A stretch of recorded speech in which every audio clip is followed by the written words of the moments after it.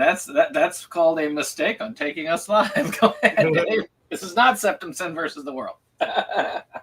Okay. Are we live? Yep.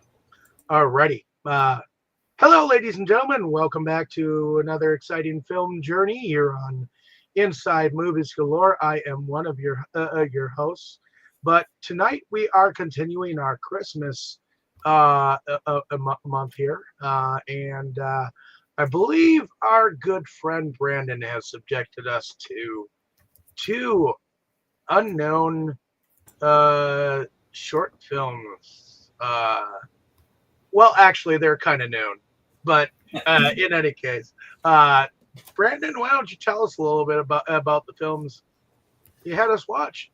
Yeah, I went ahead and decided to pair up two obscure short films that nobody's ever heard of, but I figured that it would be good to introduce people to these. They'll quickly become classics in your hearts. These are the 1983 Mickey's Christmas Carol and the 1965 Charlie Brown Christmas, which I just introduced in the order that we'll be talking about them in. So really and truly, we'll start, I guess, with Mickey's Christmas Carol and first impressions. And I guess, Dave, while you're with us, can you tell us if this is your first time watching Mickey's Christmas Carol?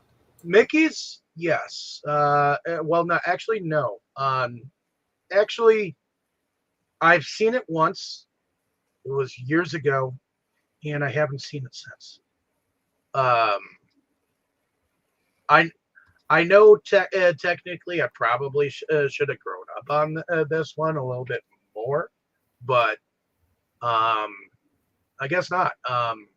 Like I saw it on a TV.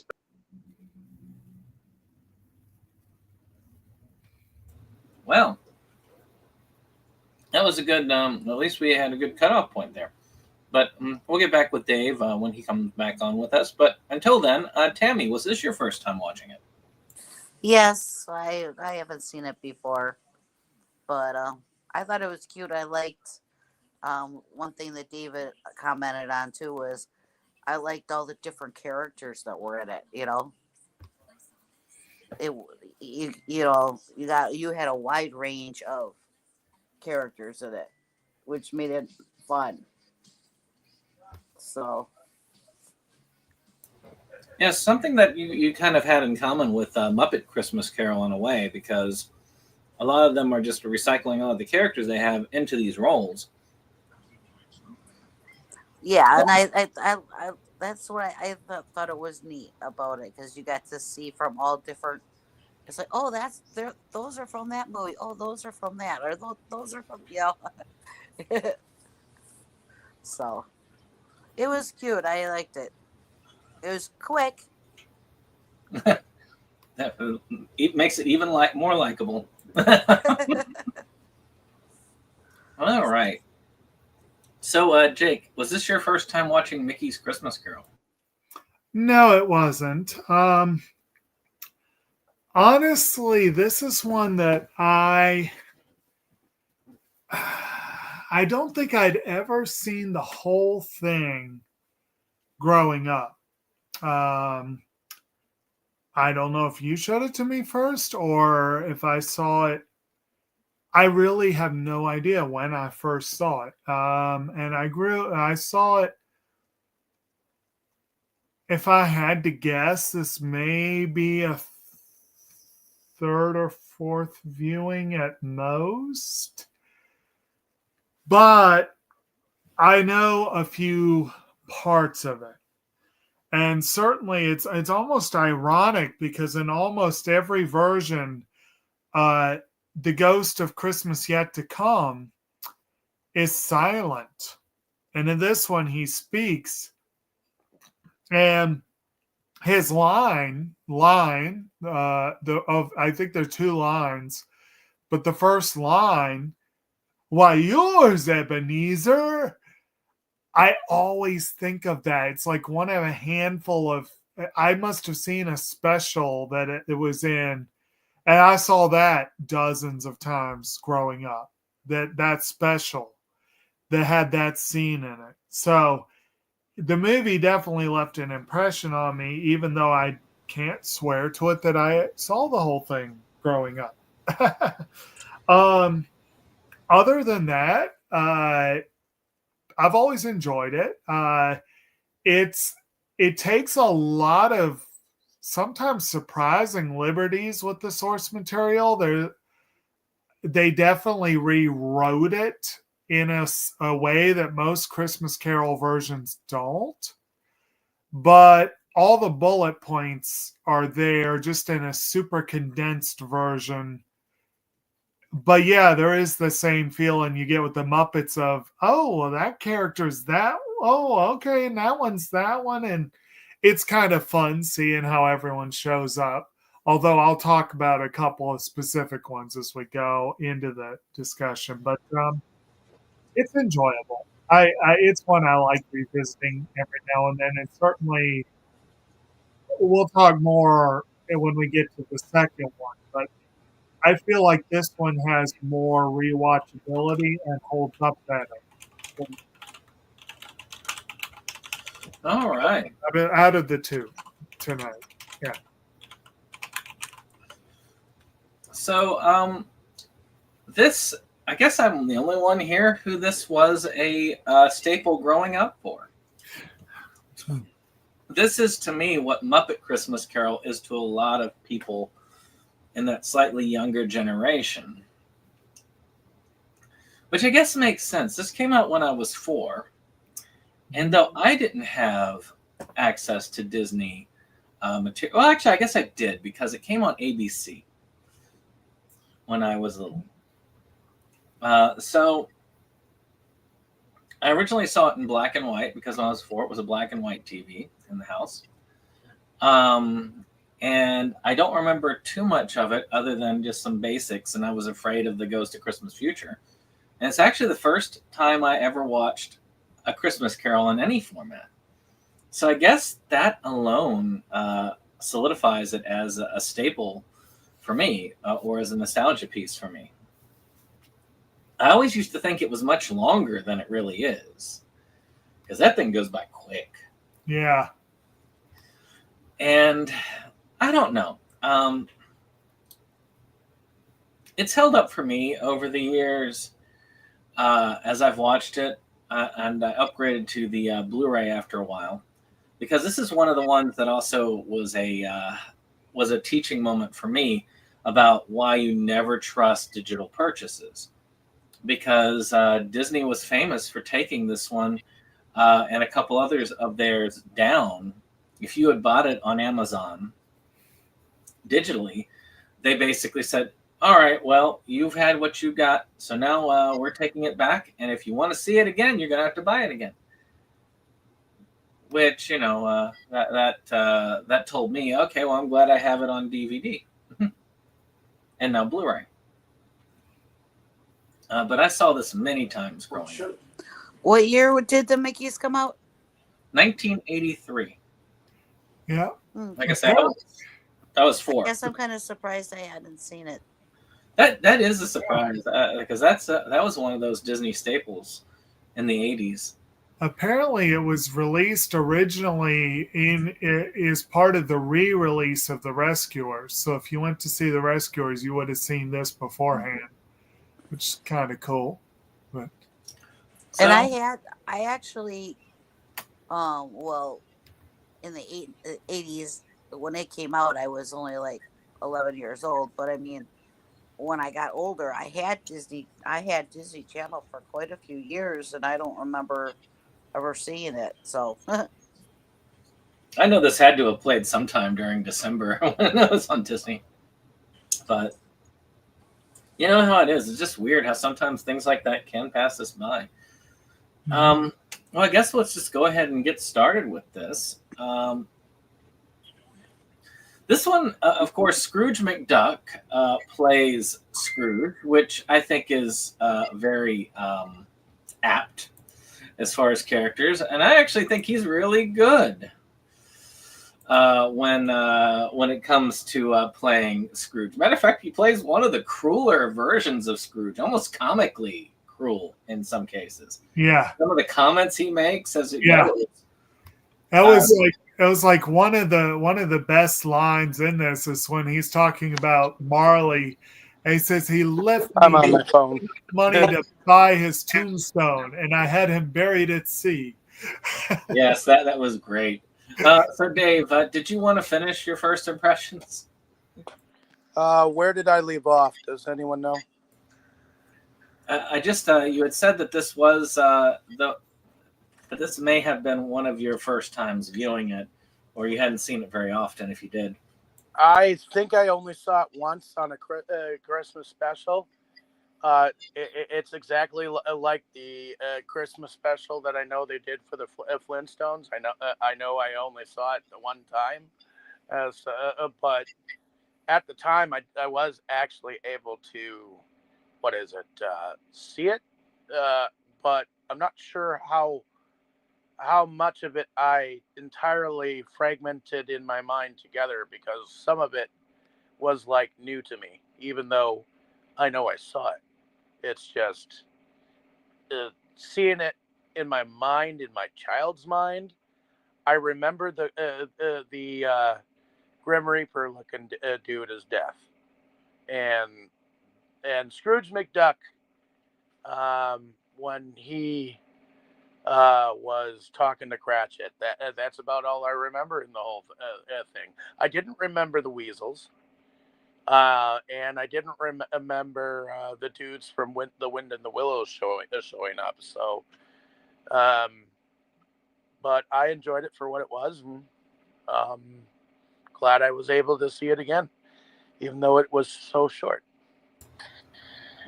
Well, I do think I remember Jiminy Cricket. hey, at least it didn't overstay its welcome for you.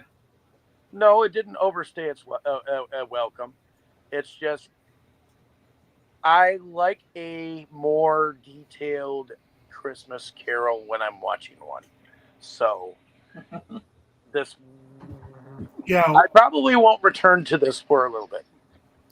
Yeah, one thing that is missing that I was a little disappointed by was in the Christmas present sequence, you don't get to visit Fred, which is even more surprising because they have freaking Donald playing Fred. You'd kind of think they would have given him more screen time. It's kind of just like I see you in the streets, I'll see you later. Right.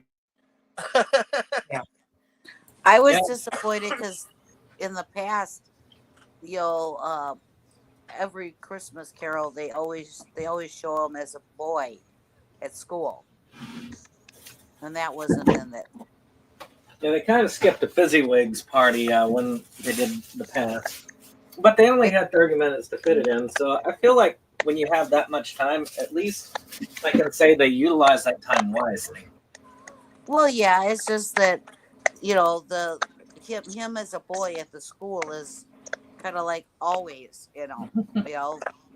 that's the first thing they show him, and that wasn't there, Oh yeah. And again, for me, all that stuff was new when I watched it originally, because I had never read the book. I'd never seen anything. When I read the book the first time around, I want to say early high school, I think 9th grade, I finally read the book for the first time. I'm trying to think of what was the next Christmas Carol I saw.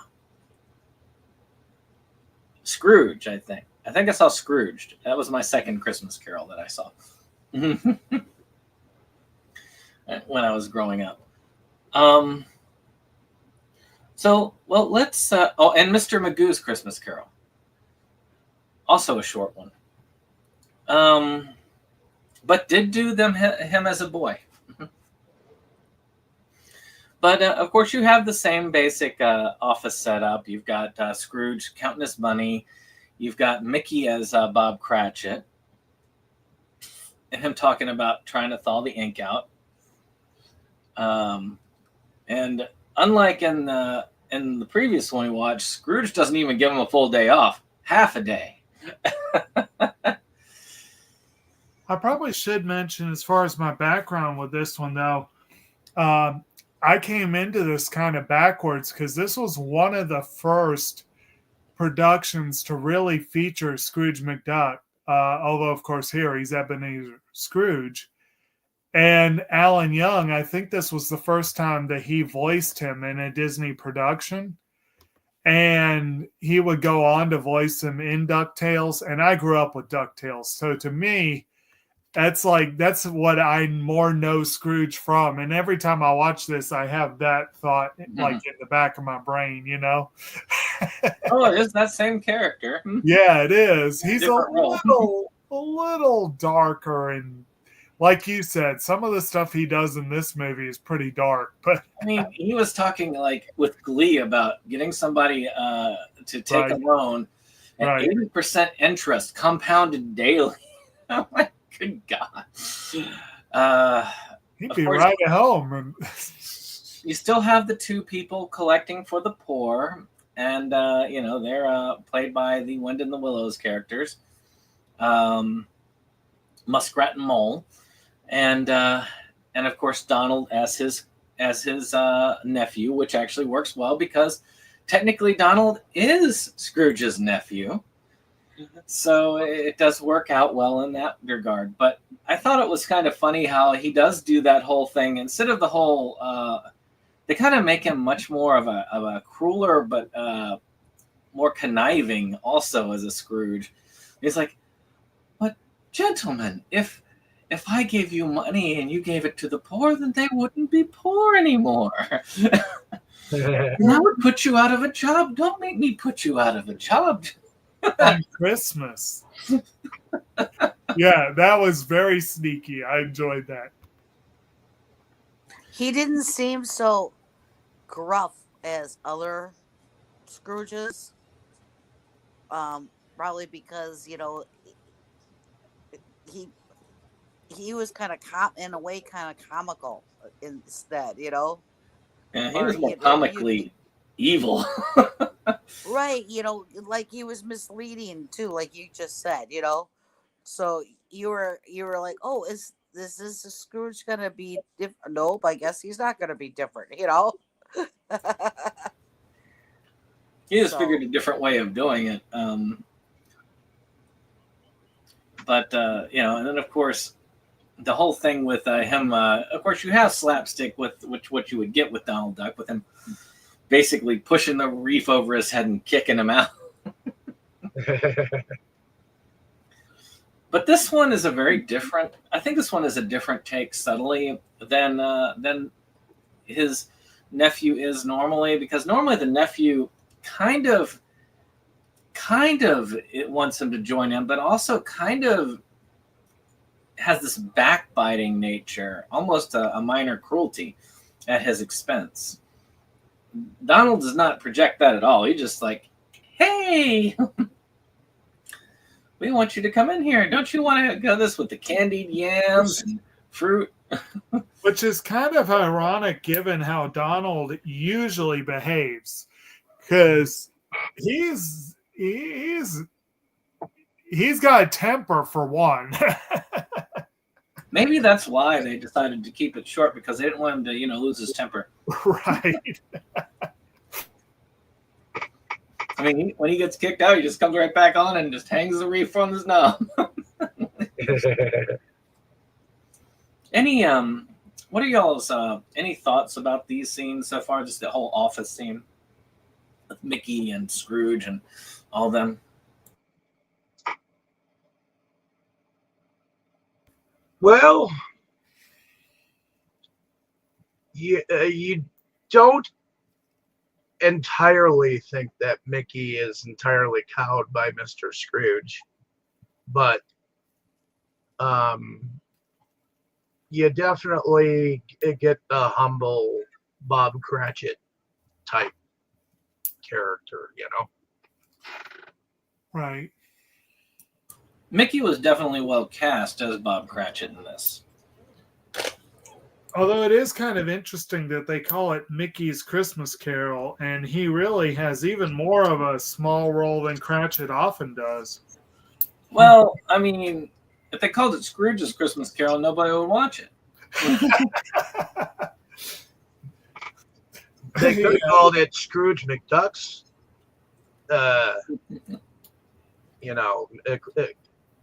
Christmas Carol. Mm.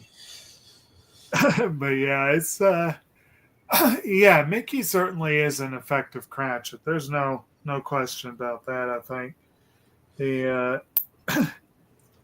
and yeah, some of those early scenes, you're right. It's like Scrooge certainly does come across as, like the he doesn't really do it, but you could almost hear him with the maniacal laugh, Yeah. Like I say, he's over the top evil. Yeah. Places. Like I said, the comment alone about and we're going to get to the other one in Christmas Past. Oh yeah. Which to me stuck with me throughout. I was like, gosh, this guy is an even bigger dick than in the book. And again, the one of the hallmarks of Scrooge from DuckTales that you can imagine this character doing was having that enormous building to keep his money in, and he would just go diving in his money for, yeah. Yeah, that would not be out of character for this one. That's for sure. He would love it. But in truth, from notes from what Walt Disney and all the others said originally in his creation, is really and truly he was definitely born to play that role because he was created as a parody of this character. Yeah. So, well, I guess we'll get to the ghosts. He goes to his house. And we have the scene that a lot of people remember is Goofy showing up as the door knocker. And I'll admit, this one is one of the few that I always thought was odd casting. Yes. Because Goofy never came across as somebody who would be extremely cruel to others or even competent enough to be in a banking house. And it's like Scrooge even compliments him on like, what was it he said? Something like you swindled. What was it? You swindled like widows and orphans or something like that. And he's like, yeah, like he's just. And it's like not only the character is completely out of character for Goofy, and as I commented as I was watching it. There is no. Oh, here we go. The Ebenezer. Remember when I was alive, I robbed from widows and swindled the poor. Yes, and all in the same day. Oh, you had class, Jacob. Yup. Or no, I was wrong. I mean, it's funny, and it's almost like his role was phoned in. Well, it's like again. If you, like I commented as I was watching this, Scrooge would never have partnered with someone as incompetent as Goofy. And he certainly would not look back on him fondly, even if we're going to believe that Goofy could be that cruel. He doesn't have the savvy to be the kind of character Scrooge would have looked fondly on. This Scrooge, I should say, the Scrooge from the start of the story. Like maybe back in the day they might have been mates, but like I could not see them having years working together and having a positive memory of that relationship. So for me, that just rings false. Now, as a kid, I might have been watching and go, "Oh, Goofy!"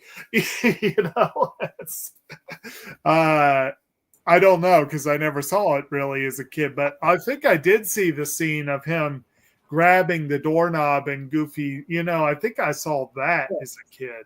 Now, the slapstickiness of it worked. Yeah. As a kid's, and keep in mind, as a kid's short. Yeah. And as a kid short, the slapstickiness works. The whole thing with the door knocker, him tripping down the stairs, even the shadow thing where he's following Scrooge. Oh, that was fun. That was like fun. tickling him with the cane. But though, if you want to do something with shadows, and you want to do someone who could be thought of as creepy and evil, they could have used Peter Pan there, and Captain Hook. They could have used Hook, and it would have worked great. But if you're putting Goofy versus Statler and Waldorf in this role, Statler and Waldorf, they fit like a glove. It's just, Oh, yeah. Now, to me, because this is the first time, because it was my very first exposure to the material, right? I always pictured Marley as Goofy. Yeah. And I was a fan of Goofy when I was a kid. So again, I'm sure a kid watching it wouldn't think about it. They'd be like, yeah, Goofy. Yeah. So what did y'all think of Jacob? I don't think Goofy was right in the role really either. It's just. I don't either. If you've ever seen Goofy, it doesn't work for me. See, I almost think Donald would have been better in this role. I mean, it makes sense to have him as the nephew, but character-wise, he would have fit better here. But, yeah. Well, let's... or you could have had, I can't remember what... There's definitely several of the ducks. Oh, yeah. From there. Oh, yeah. But, number of possibles. But, speaking of good casting, mm-hmm. The Ghost of Christmas Past. Jiminy Cricket really was a great Ghost of Christmas Past. He even got a couple zingers in there. What's the matter, Scrooge? I thought you liked looking down on the world. Yeah, when I saw Jiminy Cricket come on, I was like, "Oh, that's cool." Yeah. Always let your conscience be your guide. So they, of course, had to have, because of the short run time, they had to cut what they had to cut. And to them, they felt like the relationship with the woman, Scrooge's woman, was the focal point, which makes sense in a lot of ways. I mean, it's not going to go as far as showing him get sexually abused like they did in that long-term one. Or even as Lonely Boy, I think of Mr. Magoo's Christmas Carol, where you saw him actually do a song as the boy. And that was a pretty poignant one. I need to watch that again. That was another one I grew up with, Mr. Magoo's Christmas Carol, which had a creepy version of Ghost of Christmas Past. Yeah. That was another candle-related one. But this one, of course, you had the Fezziwig party, and it was kind of cool. You got tons of Disney cameos there. I do wish that they would have at least done the school part, him as a boy. Now, one thing that was weird was the past scene, the scene, Christmas Past, whatever. You had Huey, Dewey, and Louie, who I believe are Donald's nephews. And you kind of what are they older than Donald in this version? I don't know. They had to fill those seats. What's that? They had to fill those seats. Right. I just thought that was kind of amusing and weird. I was like, okay, And you had Mr. Toad as Fezziwig, but I thought that was also fitting casting. Yeah. Because, an eccentric, rich business owner. Boy, well, yeah. Definitely Mr. Toad. If they had done this as a feature length, I'm sure that he would have made quite a splash. In a manner of speaking, right? I need to see The Wind in the Willows. I've seen the Ichabod Crane portion of that, but I don't think I've ever seen the other half of that. A motorcar. It's normally always done as a double feature.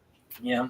Right. It's on the disc if you got the Ichabod Crane. Well, again, I think growing up, I saw a couple of specials that included, like, I think I saw one that was like I can't remember what they called it, but it was like the creepier stuff from Disney. And they did include the Headless Horseman story. I think that's the one that had the scene at the gravesite from this one. I think so. But yeah. And I remember it also had the Heffalumps and Woozles song from Winnie the Pooh. Yeah, that was messy too, yeah. Yeah, I always loved that scene. I remember seeing Adventures. The Wind in the Willows Right. in the theater. I think it was like a short before a movie or whatever with my great grandma. So Now, I will give it this. Scrooge gives gosh, what Daisy, I guess, essentially. Yeah. Which is Donald's girl anyway. But the best reason ever to break up. Yeah. I mean, by saying basically, oh yeah, we've got this honeymoon cabin ready. I just need us to get married. I'm foreclosing on the mortgage. You were an hour late with the last payment. I mean, good God. Yes. As I said, that was probably the one that stuck with me the most, is how comically villainous that was. Right. Oh, man. To pull out the honeymoon cabin from your spouse to be. What do you think, Tammy? If Dave did that to you, would you say that would be an excuse to break up? yeah, you could add that to the list.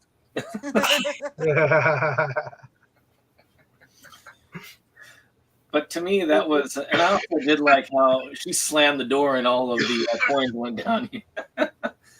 Yeah. But that was the youngish Scrooge. Yeah. And then they showed the Ghost of Christmas Present. Now, I admit the concept of the Christmas present ghost dying in a day was new to me for years after. Because the original one I had was the giant from, Jack and the Beanstalk. Well, actually, Mickey and the Beanstalk. Yeah. Which I think I did see that.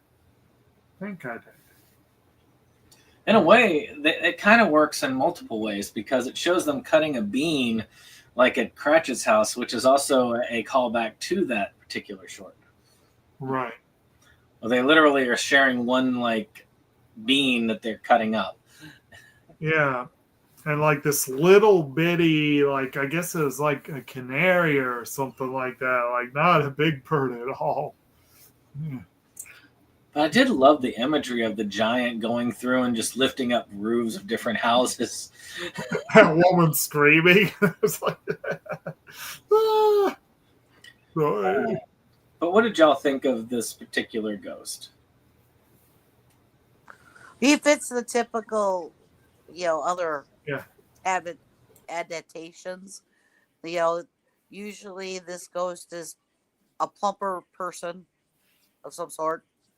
And there's usually all kinds of food around and, so the portrayal totally fits all the other ones, So it played him a little dumber than usual, but I know that's the a little character. bit. It almost he's still jolly, Oh, he is.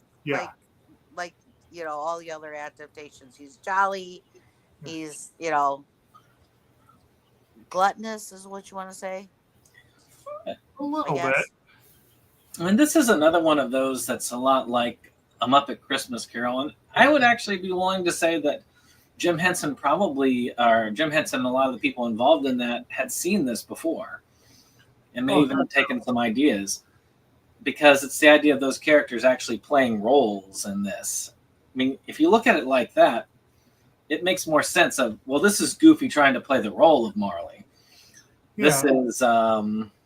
This is the giant trying to play the role of that. He even says the fee fi fo fum, and he does like, I smell the blood of an Englishman. And he's just like, yeah, I do. As he puts him down. Mm-hmm. But you do get to see the Cratchits in the.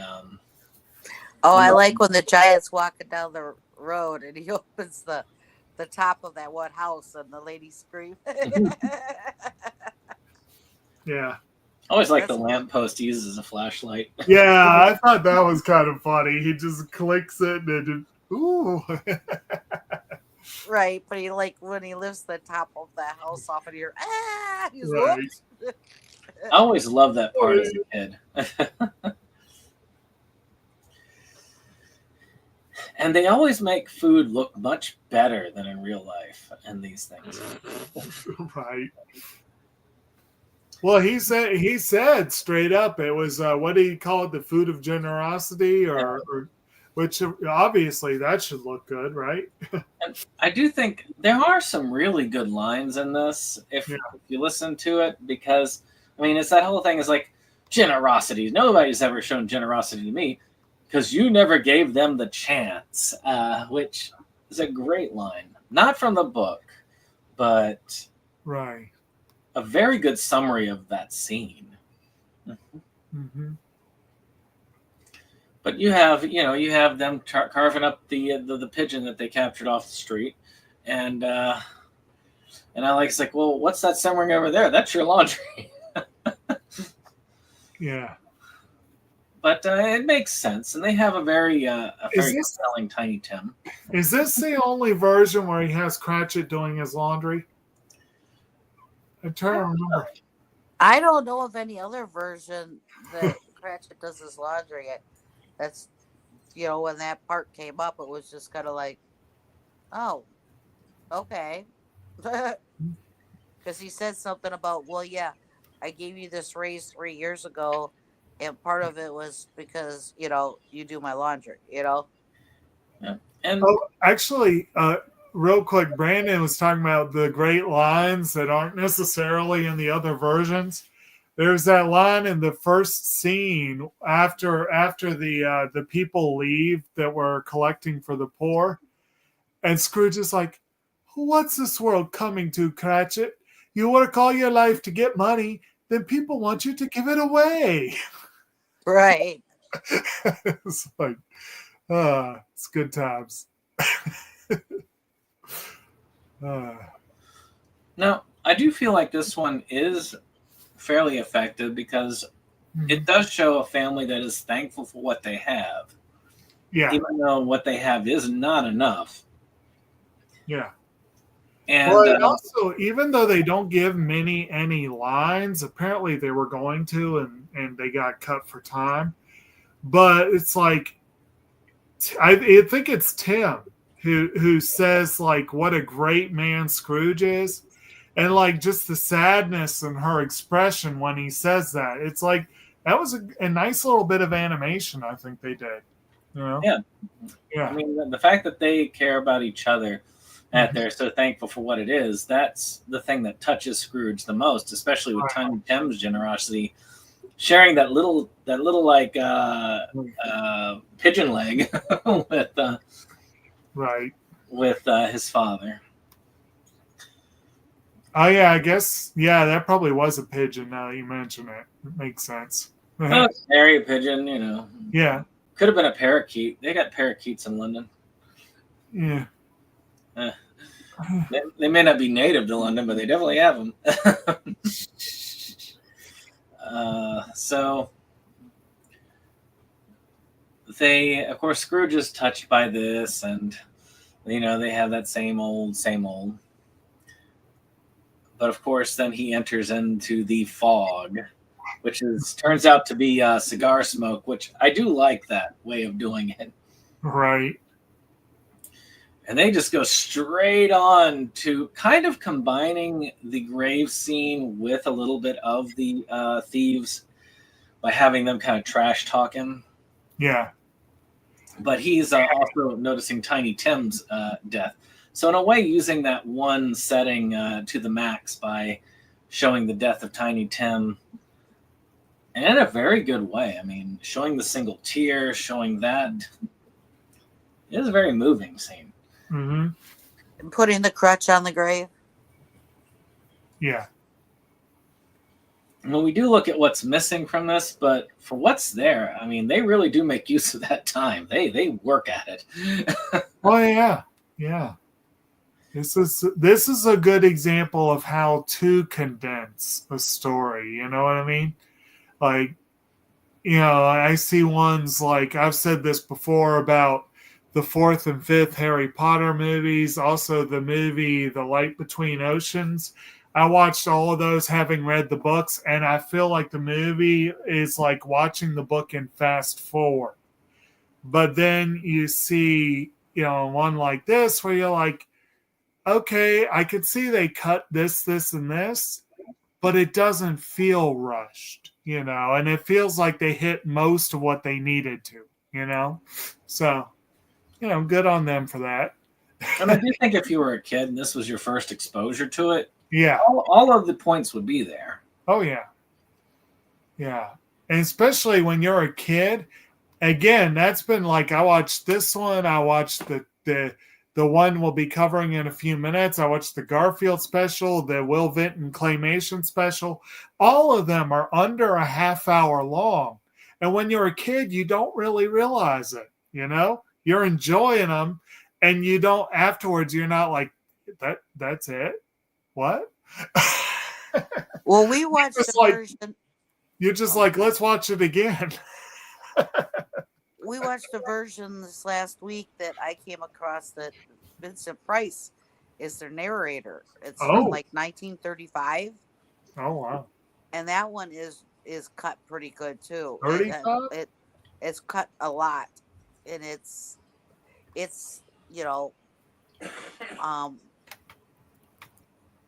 like only half an hour or so. Right. But yeah, I just happened to come across it on Tubi, and I was like, I don't remember seeing one that had to do with Vincent Price. And then we put it on, and it turns out that Vincent Price is the narrator if he's telling the story. Huh. So. So, let's see.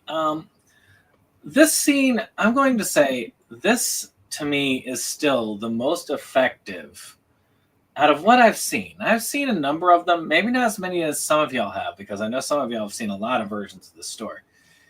But out of the versions, I will say the grave scene in this still, to me, is the most effective and intimidating. I can understand why Scrooge is filled in freaking terror when he sees the scene. I've seen some where he uncovers the name. That's enough to shock him in terror. I mean, yeah, you're in the future. You died. But this one, where he sits there, Pete basically lights the match, and he says the line, yeah. Why, yours, Ebenezer, the richest man in the richest man in the cemetery. And he's laughing as he's throwing him down there, and that coffin opens up. Yeah. And the fires of hell are licking his feet as he is clinging for his dear life. Yeah. Not die. And though, yes, the Ghost of Christmas Future is not supposed to say anything, but I feel those few lines really held. To me, that is still one of my favorite images of that end scene. Other than the scene in Scrooged where he's actually being cremated, which I got to give him that. That also feels that intimidation. Right. But I also love that line. It's like, why are you showing this to me? I can't really do anything dead. Right. Which is how I usually feel when I see that. But that particular one, that to me had so much weight. It was creepy.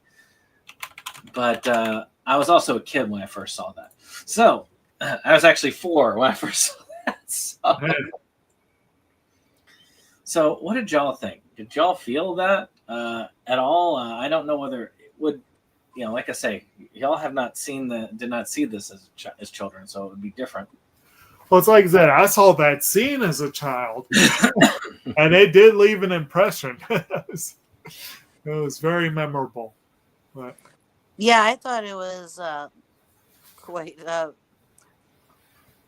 unique and everything too. So, any thoughts, Dave? Well, what are we? About the scene where he basically he's revealed to be dead, and he's kind of like struggling with the grave site, and not, Oh yeah, right after death, they or the future, the ghost of Christmas future basically comes out from under the hood, and Yeah. I thought that scene was awesome. Probably the best part of the whole thing. If I remember correctly, that character was actually the nemesis of Scrooge McDuck, anyways, in DuckTales. He was a nemesis to a lot of them in the early Disney days. Pete was like always the bad guy, but Pete was very well cast in that. I mean, the cigar smoke being the fog, that last line. Of course, the weasels were also great about digging into him while as they're digging the grave. It's like, let's take a break. He ain't going anywhere. Exactly. It is true. He ain't going nowhere. But of course, Scrooge wakes up. He's all ecstatic, and he gets so ecstatic that he goes out in his nightgown, basically. Mm-hmm. It's like, wait, I almost forgot, and just grabs his cane. Yeah. But I mean, the rest of it kind of falls into place like it does any other tale. I mean, he goes in, he gives money to the people collecting money for the poor. He lets Donald know he's going to show up for the meal, and he gets a sack of toys and brings them for the children, and makes Mickey his partner. And the line there is like, I'm here to give you, and it's like the kid's like, toys? Like, yes, toys. Wait, no, a raise. But a lot of that falls into place like many other versions. But what did y'all think of it? I thought it was cute because when he first got there, he just walks in, and then Tiny Tim notices the teddy bear, and he keeps trying to hide the teddy bear, and Tiny Tim keeps finding the teddy bear, before he can get to what he was, the line that he wants to get to with Mickey, Mm-hmm. So I thought that was cute. I wasn't quite happy with the sanitation of having a cooked turkey in with all those toys. Yeah. Yeah, I wondered about that too. I'm like, they probably should have had separate bags. Well, no offense, they are mice, so But and it's kind of funny how when I say about using time to their advantage, this was set up earlier by the fact that they alluded to it with him doing Scrooge's laundry. That was put in there, and I've listened to commentaries and so on this. That was actually literally put in there because this scene exists. And that's kind of, I mean, really and truly, that's a great way to set up a scene. Mm-hmm. So, but that is Mickey's Christmas Carol. Does anybody have any final thoughts on this particular plot-wise? On the whole entire short? Yeah, just on the plot as a whole. I think there are a lot of plot holes.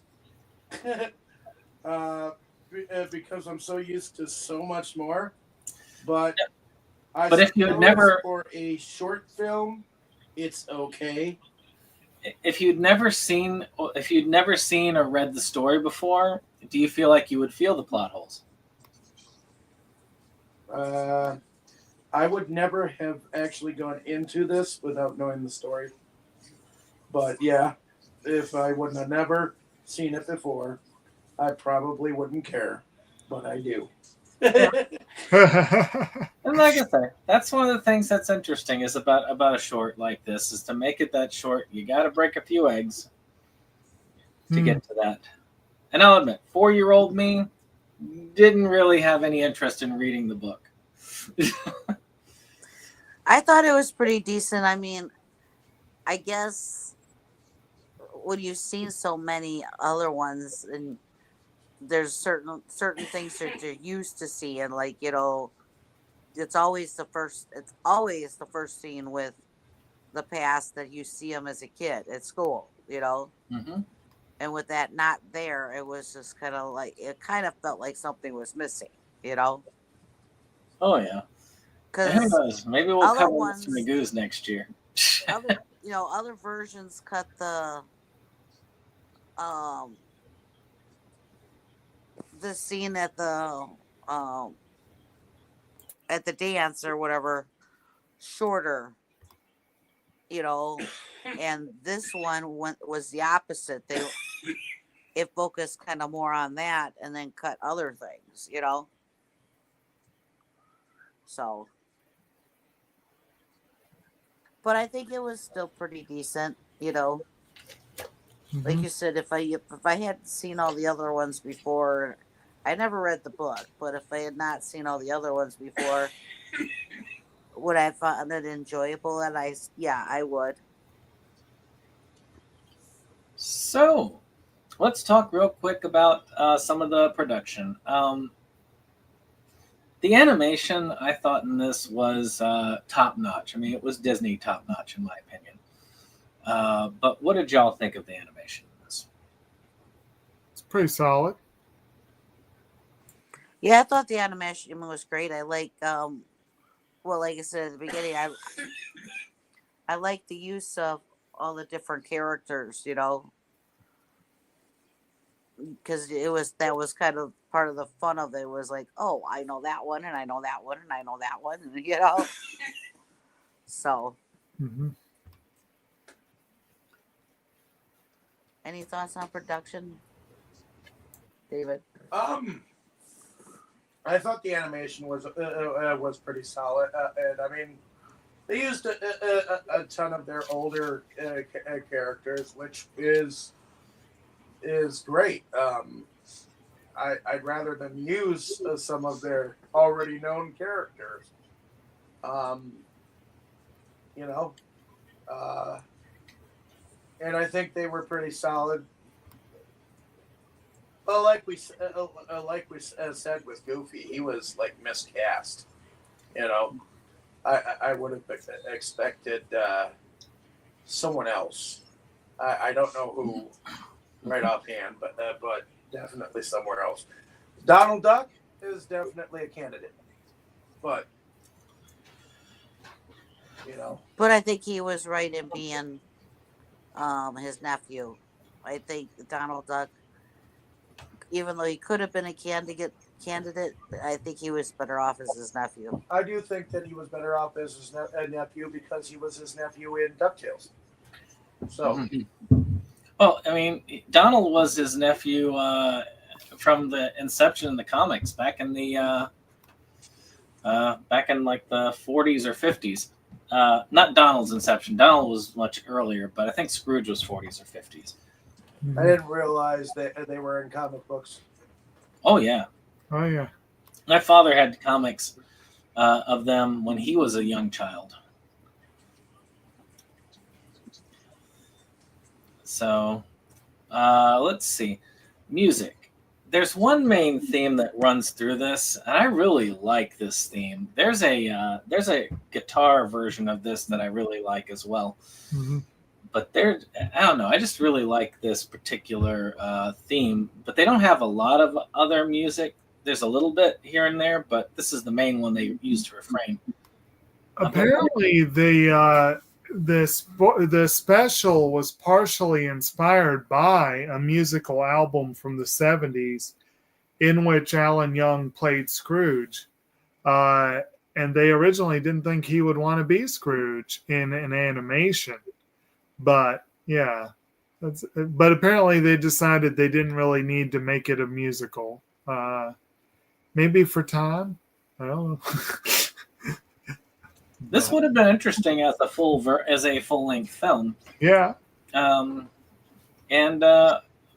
I'm sure that if it was, most of the issues probably would be solved at that point, because at full length, then you don't have to cut any of those. Right. Although, you know, I feel like they didn't necessarily need to go too much longer. They probably could have added another 10, 15 minutes easy, but they wouldn't have needed to go much beyond that, I think. Notably, this was nominated for the Oscar for animated short, so kind of interesting. But there is a sweet spot. Yeah. For me, any more than 90 minutes for this tale, I lose interest. This is probably the shortest I would want it to be, though. Yeah. It just, like I said, it's just one of those tales. I mean, the book itself is not very long. No, it's not. So, any other thoughts on the music?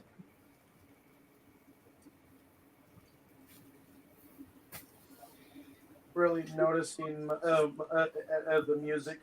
I was watching the short film. I mean, it wasn't nothing like Fantasia. All right.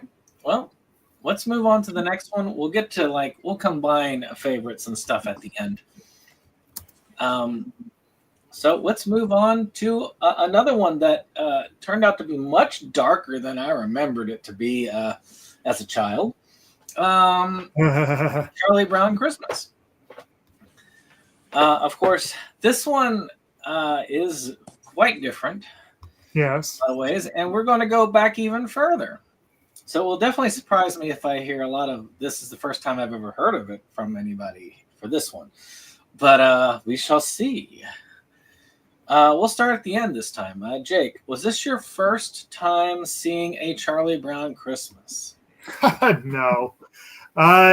Actually, this is one I did grow up with. I could not even pretend to guess when I first saw it. I could not even pretend to guess how many times I saw it growing up. I don't know at what point I kind of broke off seeing it on a semi-regular basis, and I couldn't tell you how often I've seen it over the last few years. I do know that this is probably I have a copy that I recently acquired, so I think it was last Christmas I watched it again. It maybe has been every 2 or 3 years for the last few years, but I think there was a long gap between viewings. So I know this one very well. It's one where my opinion has changed dramatically over the years. I loved this as a kid. It definitely has that nostalgia value for me even now. But I have a very, very different lens of Charlie Brown versus when I was a kid. And that is that I really feel like these movies pile on hard on straight up bullying Charlie Brown. And Lucy is one of the most evil characters ever created. I don't think they even hide that, though. They really don't. They don't make her a likable character on purpose. No, but she is just straight up evil. So my take on this is very different from when I was a kid, but it still is fun. It doesn't overstay its welcome. It almost feels too short. And it did give us this. I'm almost certain that I'm remembering correctly that this special was the origin of Linus and Lucy, which is one of the single best pieces of instrumental music in modern history. It is a wonderful piece of music. So I do have mixed feelings about this special, but it definitely is a long-standing part of my. I've seen it many times. Yes. All right. Well, Tammy, was this your first time seeing a Charlie Brown Christmas? Yes, it is, because I don't like Charlie Brown. Wow. Wow. I've never gotten into any of the Charlie Brown stuff. I've watched things here and there and just, I'll give it a chance. I'll give it a chance. Everybody get you. And nope, just never got into Charlie Brown. So, of course, I wouldn't be looking to go watch a Christmas special. Well, so you would agree with the rest of the kids about Charlie Brown. That's not Charlie Brown himself. It's just I don't care for the whole thing. Ah, peanut. No like peanuts. Gotcha. Understood. But it was all right. The length of it was perfect. I don't think I really would have wanted to watch any longer than it was. But I guess it wasn't that bad. I was able to put up with it for as long as it was. So, how about you, Dave? Was this your first time ever watching a Charlie Brown Christmas? No, I've actually watched the Charlie Brown special at least a couple of times. I was a fan of the comics. I was a fan of the show. I was a fan of the shorts as a kid. And as an adult, I have a passing fancy in revisiting them, but I definitely think, okay, you guys know me, at least within the last 5 years or so, I wasn't as into Japanese animation as you guys. I had a passing phase where I liked a few of them, but I have always kind of considered that cartoons are just that, cartoons, and they're for kids, not adults. But unless it's Bugs Bunny. But I know a couple of grown adults that are my friends that are on this podcast that are into them extremely, even into their old age. So, Old not age. that I'm saying that you Damn. guys are old. You're getting there. So, Ooh. I know I'm younger than you guys, but Bugs Bunny rules. Bugs Bunny rules. Yeah, I like agree. those. I agree. More kids need to watch more But animation many of like those that. high school series that have the girls going like Beatles fans, those annoy me. Like, seriously annoy me. I can't see how you guys get into those, but this I always like the concept that the adults in the whole cartoon were like always like wah wah wah wah wah wah, and unfortunately you don't get to hear a lot of that wah wah wah wah wah wahs in here. I don't think you But hear it in this one, do you? You only hear it like twice, Huh. and that's not enough. But, in the show, the adults were like that, and to me, that's how a kid hears the adult. It's like, okay, you're just talking to me. That's all you're doing, you know. I think that's one part that always annoyed me. Well, in reality, that's exactly how kids act. They act like they halfway hear you, and then they act like they have name damage. So, Oh, you still act like that. but it's cute. Let's put it that way. The whole thing is cute, and I do think, I do think Charlie Brown became way super more popular than it should have, but I also think that it was a phenomenal comic strip. So I mean, it was in the papers every day as like a thing, for a long time. Oh yeah. I believe the Oh, yeah. 30s, 40s, and or at least the 50s, 60s, and 70s. They were Long before my birth. no, they still had they were still putting peanuts in the comic section of the paper. I don't know. The last time I really sat down and read the paper with any regularity was probably the I've early got the aughts. entire comic strip stuff, Yeah. like last year for at Price Books, Yeah. and it only went until the 70s, but they did keep putting the old one into the newspaper. Yeah. I'm not saying they in were circulation. Yeah, I'm not saying they were still new. I don't remember when Schultz passed away.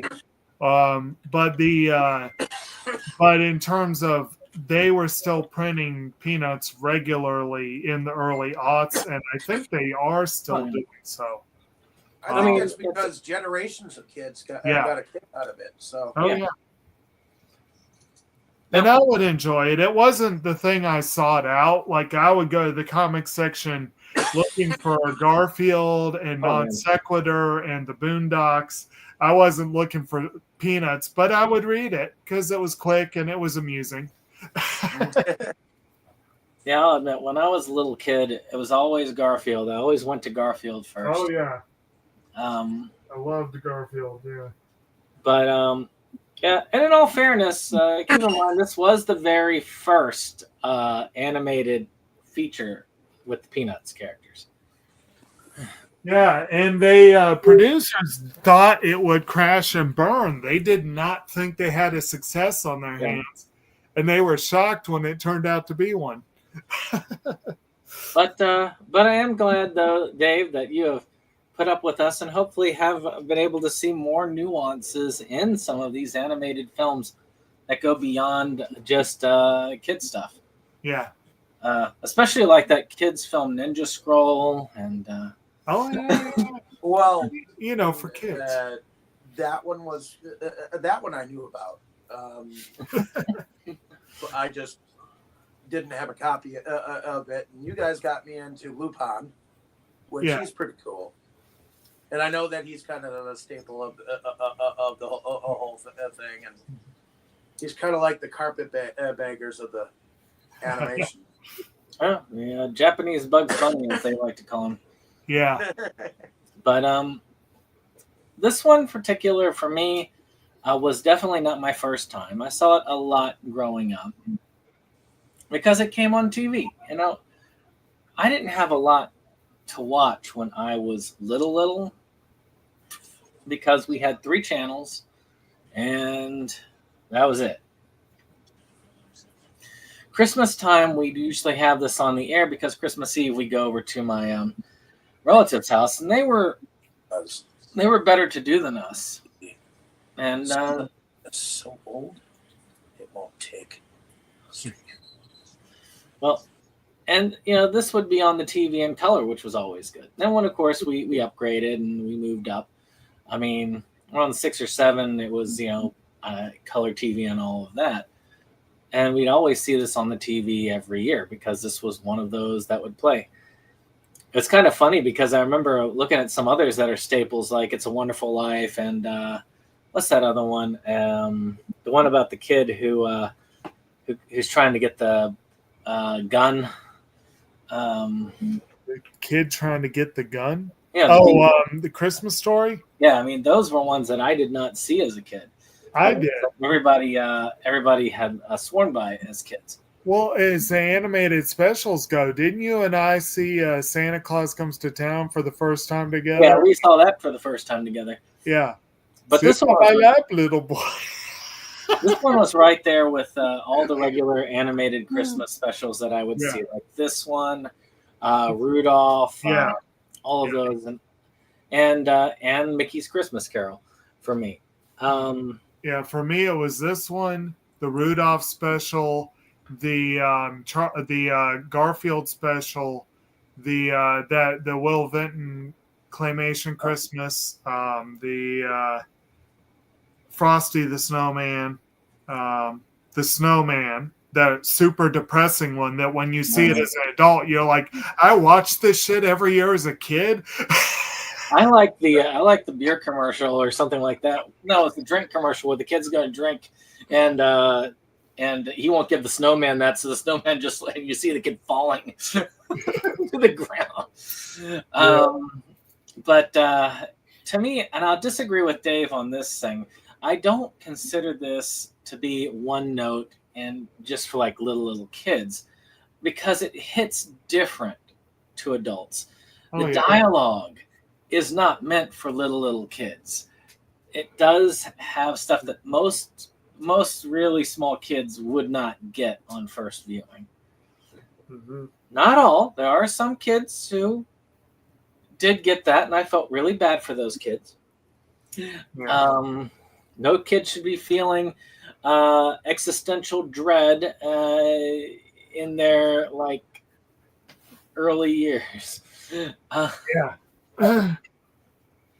But this one is one of those, because of that, you don't really get the kind of dark and depressing nature of this as a small child. You get it as an adult, though.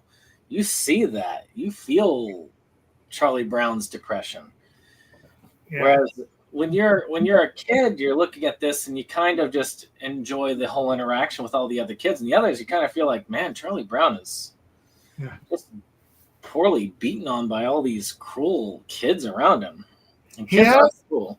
He has a slight ally in Linus, and as some of the other specials go on, Linus does become a close ally, and some of the others like Peppermint Patty are not as nasty to him.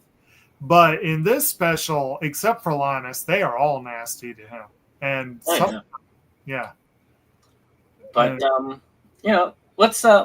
but this one to me will always hold a place as one of those great Christmas specials. Yeah, I should say. And we'll talk more on that as we wrap up. But let's just get into it. I mean, Charlie Brown is having trouble.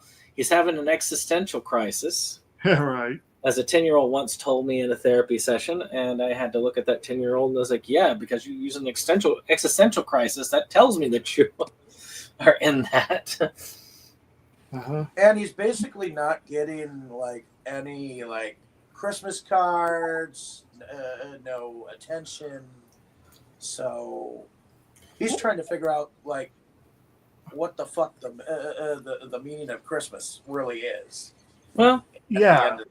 Like he is experiencing the things that a kid would be expected to worry about, like popularity and that sort of thing, or lack thereof. There's definitely more to it than that. He though, and this is one of the fun things. Like again, the back and forth with him and Linus was always a way for them to do some like commentary on society. Like he is straight up. And I can't believe when I was talking about specials I grew up with, I didn't mention The Grinch, because that was very. I also didn't realize how conservative. What's that? I also didn't realize how conservatively Christian they were with their message. Well, that was one of the controversies. It's not just this; it was in the second Christmas special too.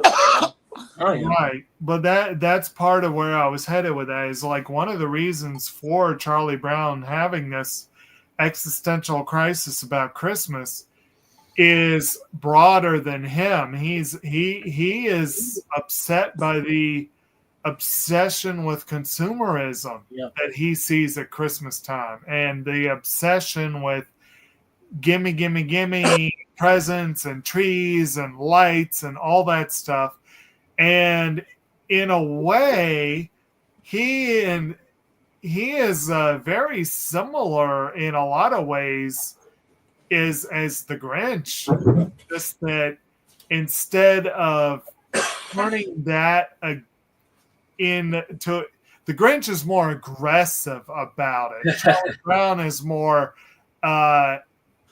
existentially crippled by it. Yeah, Charlie Brown's a deep thinker. Yeah.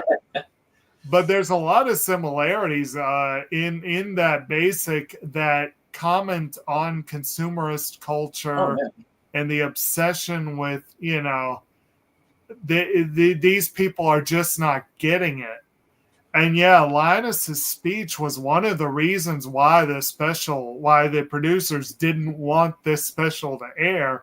They were like, that will never pass on network television.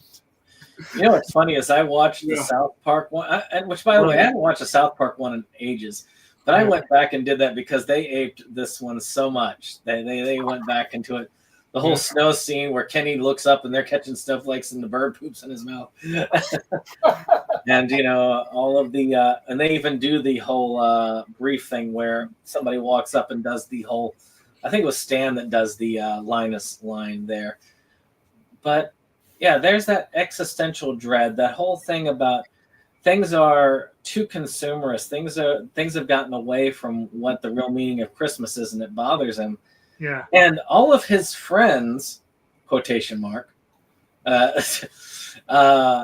liked and relatives seem to just remind him of this over and over again, that yes, this is, because as they all act like greedy assholes the entire time. Yeah. I mean, his dog, Snoopy, is, let's face it, a selfish, self-aggrandizing little asshole. Yeah.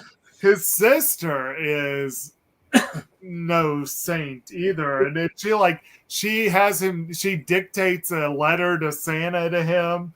And it's what she says, like, I can't remember how much money. Please send money. What's that? Please send money. Yes. And what's she saying? 10s and 20s? Yeah. Or Lucy's talking about how she never gets what she always just gets bites and stuff. She wants real estate. She wants real estate. Which I will give Lucy one thing. She does think big. Oh, she's a successful businesswoman these days. Oh yeah. Oh yeah. Though I'll admit, I did take joy at the Family Guy scene with Lucy and the football where yes, where Peter beats the crap out of her. Yes, she deserves. You let him kick that ball. She deserves it. Yes. And, But Lucy, he goes to Lucy, and I'll admit I actually have a thing with her with the psychiatric help. 5 cents in my office, just because it does. In my field, I will admit there are a lot of people who are like Lucy, and most of them are psychiatrists. Yeah. So when she's doing that, just it makes me laugh more. And her thing is like, money, money, money, nickels, nickels, nickels. Doesn't that sound beautiful? When she's not listening to his problem at all. She's just rattling the coin. But she tells him, well, your problem, why you can't figure this out, but your problem is you're just not involved in things. So she gets him involved with the Christmas play as the director of the Christmas play. Right. Which is definitely a mess. But it has that famous musical background, and it also has them all dancing just like to themselves. Yeah. But what do y'all think of that whole deal? I mean, she probably had no real positive intentions there, but in a sense, it is probably the push he needed to do something, and he takes it seriously. He comes in ready to direct, only to find out that no one else really gives a crap. Yeah. I think, it was trying to give him something to do and trying to get him to maybe get into the spirit or whatever by giving him the director's job, But And it is good advice to give.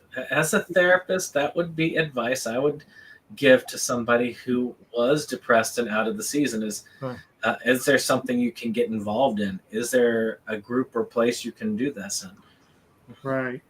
Although I will admit, this being Lucy, I get the feeling that someone foisted directing the play on her, and she found an opportunity to get rid of the responsibility. That's my guess. That is another possibility, because Lucy was very bossy, but she also had the hots for Charlie Brown. She just was always expecting him to come forward and be the man, and no, she had the hots for Schroeder. Oh, she did. Oh yeah, you saw that whole thing. She's like trying to make eyes at him while he's playing the piano. I always thought she wanted Charlie Brown though. No, Schroeder, from the little bit that I've watched, yes. Oh, okay. Yeah, she wants Charlie Brown to acknowledge her as the superior being she is. Well, yeah. But and he's the one that's the lowest on the totem pole, so she's always striking at him because those other kids, they'll strike back with no mercy. And they have in the past if she's gone too far. Right. Like in that Halloween special where they kind of look at her when she says, "Yeah, I dress entirely opposite to my personality," and she has the witch mask on. Yeah. I don't think that was opposite at all. But yeah, there is that great scene where Schroeder's playing the piano, because he always does, and she's like, "Play Jingle Bells," and she keeps telling him, and every time he's getting more and more frustrated, like, he's actually playing the song and she just not getting it. And then finally he does the toy piano version, and she's finally just glaring daggers at her the whole time, and she's finally like, "That's it." It's like, he's always done amazing things with that toy piano. Yeah. In fact, I was sitting there this time going like, so one of my favorite episodes of the Andy Griffith Show was the one called "The Darlings Are Coming." I don't know if y'all remember that one or not. The Darlings were fun. But they had this country jam band, and so there's this part where Mr. Darling comes to the door and Andy's talking to him, and he's like, "You don't believe I can get banjo sounds out of this here jug?" And he's like, "You may have something like, I don't think there's a pair of lips in the world with that much versatility." And I'm kind of thinking about that when I see Schroeder playing the piano and apparently Snoopy playing the upright bass. And yet we can hear the entire Vince Geraldino and the Nighthawks, their whole band is playing this song that's playing. And it's like, okay, I see a piano, I see an upright bass. Where are these other sounds coming from? I do love how she's like, Beethoven wasn't so great. He didn't have his picture on a bubblegum card, did he? Now, I will admit, when I was that age, bubblegum cards were awesome. Yeah. Yeah. I will remember that scene with the piano, not because it was a super memorable scene overall, right, but because every Christmas when I would be at Movie Stop, I miss Movie Stop, they would have that scene on repeat. That's true. I remember this. But what did the rest of y'all think of the whole dance scene and play and all that? Well, I think the dance scene was kind of cute, with everybody, and I mean, I do like Snoopy, but If anything, Snoopy gets to Lucy more than any of the other characters on this, and he knows it. Schroeder was purposely playing his theme during that whole thing, and he couldn't come up with a Christmas theme other than Beethoven and his theme at all. Schroeder has a one-track mind. Was it I'm trying to remember. He plays Moonlight Sonata at one point, doesn't he? Yeah, that was during that scene he was playing. Yeah. Sonata. It's a good one. But you have your other interactions, like Linus and Lucy saying, "Get rid of the blanket," and he uses the blanket as the hood for the wise men. Right. Or Pigpen saying, like, think of it. Don't think of it as just dust. Think of it as the dirt of centuries past, or something like that. And he's like, "Yeah." Makes you think a little more of me now, doesn't it? And he's got that frizzy-haired redhead whose name I actually can't remember, that's complaining that all the dust is going to ruin her perfectly curly hair. Curly hair. Yeah. It's like, one thing that apparently Kim said last night when we watched this that I did not know is that apparently the little dots that surround Pigpen are supposed to be lice. oh, Really? I could believe it. Which I could guess that would definitely interrupt her perfectly curly hair. Yes. Oh, yeah. Yeah. But he tries his best to get them organized, and he kind of starts doing it, but they keep falling back into that chaos. So they send him out to get a tree, an aluminum tree. Now, Tammy, you may be able to remember some of this, but it might even be. It's probably before your time. Not saying that far back. An aluminum tree? Yeah, because I have no idea what an aluminum tree is. So yeah, because in the '60s, now my mother's time, that was it was probably about, because for you it was probably about 5 or 10 years too late for you. So it'd probably be, because it would have been like in the early '70s, and then all throughout the '60s, like probably to '75 or so. Yeah. So I don't remember aluminum trees. I mean, my family always had. I know my grandma, as far as I can remember, my grandma and my great grandma always had a fake tree, and I think my mom for quite a few years actually went out and got a real tree. So I don't remember aluminum trees.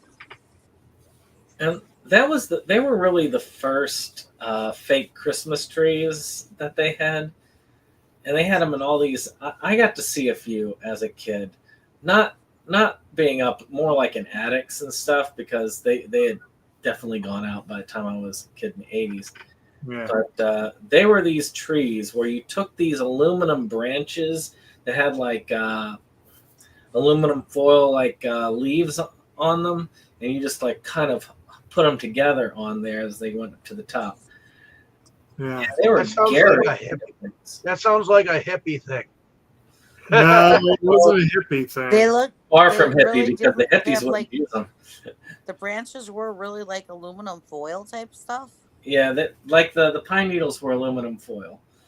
Right.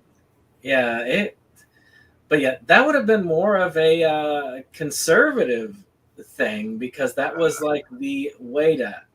That sounds like something that Archie Bunker would have in his living room. Quite probably, yeah. Probably would, because he would look at it as, this is saving me money. And no, my grandma, my great grandma, theirs were fake, but they were green trees. Oh yeah. And again, I don't remember when they started making more realistic looking ones. I know definitely in the early '80s they did, because real trees, we were using those up until the mid '80s, but I would get so sick. It turned out I was allergic to something in the trees. So we had to switch to fake trees. Mhm. But Well, I as know far that as my parents, when they first dated and got into their first new home, of course they had real trees at first, but they got sick of the pine needles ending up on their carpets, so Yeah. they they Okay, went straight fake tree after that. there we go. that I as can far as copy I can this. remember, my grandparents and great grandparents always had a fake tree. I mean, that, that's as far as I can remember. I put a picture of it in the chat if y'all want to reference. Okay. But yeah. So they send him out there, and you got all these trees, and they got searchlights in this place. This Yeah. definitely they really wanted to show like look how consumerist this is. Yeah. And he finds the most pathetic looking tree, but the only living being a relative term, Yeah. a lot, and it's like this is what really represents how things are. Yeah, Um, it's like I said, the I don't know if I said this I don't think I said this in the chat, but I said that when I was talking, watching it with my family, and I was like, I I think this actually is a very special tree because you notice every scene it's different and it keeps like gaining needles. And then when they like decorate it, suddenly it's a full tree with lots of needles. And magic. it's like, this must be some sort of weird magical shape-shifting tree, you know? So it's actually, he probably got a good deal on it. I also do have to throw out here that the nursery that I worked at for over 10 years had a section for plants that needed a home, and they called it the Charlie Brown section. So it's kind of a fun little tie into this one. But Oh yeah, and admittedly, that would be the thing is those trees were to represent consumerism, which by the way, the hippies in the '60s were not consumerists. So Yes, but they would actually probably put together an aluminum tree and be like, "Love, man, love," and they then would have. smoke off of it. They probably wouldn't have used them at all, if at all, because it would have been just because again they would have probably looked at like Charlie Brown would be. That's too consumerist. yeah. Oh, fine. Trailer trash. Okay, trailer trash. I could see using that. Oh yeah. Oh yeah. Yeah. Later on in the '60s, maybe not because Blue collar trailer it would have trash. been, you would have had to have some money, which is Yeah. another reason hippies wouldn't have been able to do it because aluminum trees were expensive back in the early days. Even though they don't look expensive. You know, I can go into someone's trash can and do the same thing. Well, yeah. The '60s was just such a different time. Yeah. Yeah. But Well, yeah, they also, Time to go I dumpster think diving. also the whole idea of them having those hideous, garish colors that they had. I think they were also supposed to look kind of futuristic, maybe. yeah. That's kind of like fitting in with that whole vibe. Like, yeah, it's. I have always thought that they were like. I've never understood why people ever thought that was a good thing. But I could say that about a lot of 50s and 60s fashions. I mean, shoot, the amount of tinsel that they had, Oh, yeah. it might as well have been aluminum trees. Yeah. I've seen pictures of the trees in my family and my mother's family household, which, by the way, was the farthest thing from communist as you could be because, I mean, they were like super conservative. Yeah. And that tree was covered head to toe with tinsel to where you couldn't see the tree. Jeez. Okay. So, it's just a different time. Yeah. But any case, so he brings it back. Of course, the kids all make fun of him for it. He's like, well, the heck with you then. I'm taking my tree and going home with it. He goes in. He's like upset because Snoopy won first prize at the contest he was decorating in. And then he just kind of gives up because it's just he's just too overwhelmed. Things are too rough. Linus did say the line from the Bible, but it's kind of like overshadowed by all the other stuff that goes on because it just keeps going and they keep becoming unruly. He just gives up. But then the other kids have some weird change of heart where they look at it as like, well, it's not really that bad a tree. And they somehow miraculously change it with decoration. And they all kind of come together at the end. That's the part to me that's the weakest part. I understand where they were going with it, but when they're mean and nasty for most of it, having that sudden change of heart, like maybe we're a little bit too nasty in this. It felt off to me, but it felt like they were trying to wrap it up into a nice, neat bow, and wrap it up with a Christian message, or at least any type of message that was, again, a much more heartfelt thing. Togetherness, not feeling as divisive as they tend to be naturally. Right. But the ending, I don't know. The ending felt abrupt, but I understood where they were going with it. What did y'all feel like? Dave said his piece. What about the rest of y'all on the ending? For the ending, like, you talking about the big speech or? Well, about where they get the tree, they put it together, and then they kind of like, and he comes back, and they end up Sing carols. Yeah. I mean, it's kind of a nice little gesture that they all get it together and Get it together. Yeah, exactly. Although it's also interesting that they are able to morph the exterior lighting decorations of Snoopy's doghouse into Christmas tree decorations like popcorn chains and that kind of thing, which I never understood that as a thing either, to be honest. But Christmas magic. What's that? Christmas magic. Yeah. Same as the tree. Well, yeah. Yeah, I thought. But y'all didn't do the popcorn things as a kid? No. 1 year, but we didn't ever do it again after that. We did it in school. I remember it. We were decorating something in the classroom, and we got to, do it with the popcorn. But at home, no, we never. I never did it.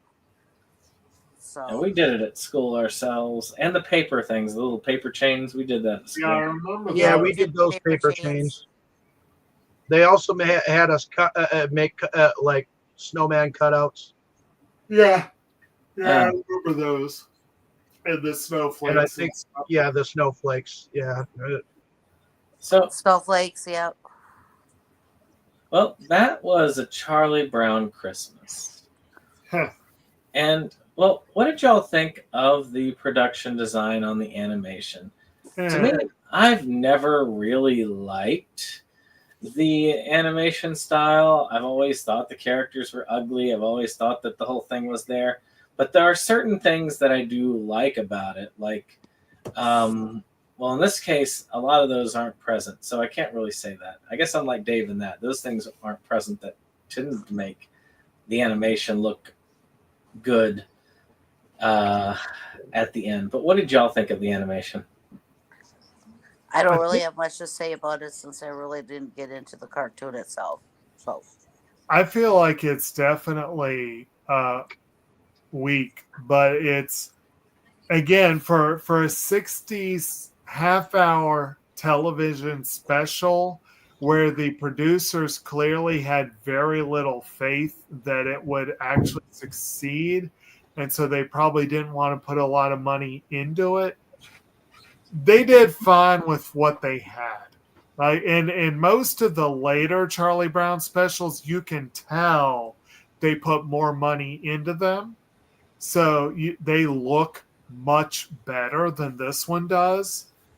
But still, I would not ever put this high on the list in terms of the physical appearance.